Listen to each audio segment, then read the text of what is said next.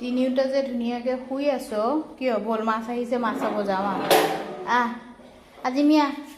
আমনো আহা আহা ব'লা ব'লা লক্ষী বেটি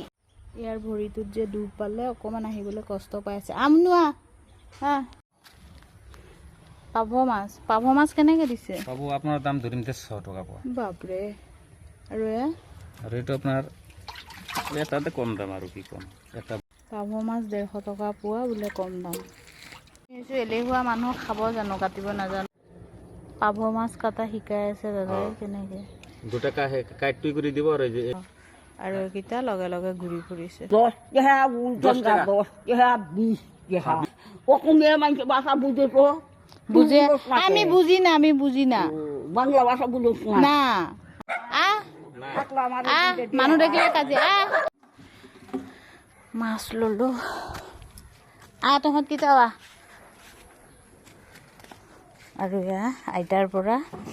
ঔটেঙা লৈছোঁ কিন্তু কাটিব নাজানো আইতাক কৈছোঁ কাটি দিবলৈ মাছ লৈ আহিছোঁ ঘৰত আৰু এয়া চাওক একদম লগে লগে আহিলে আৰু আইতাগৰাকীয়ে ধুনীয়াকৈ ঔটেঙাটো কাটি দিলে মানে মই ঔটেঙা কাটিব নোৱাৰোঁ কাৰণেই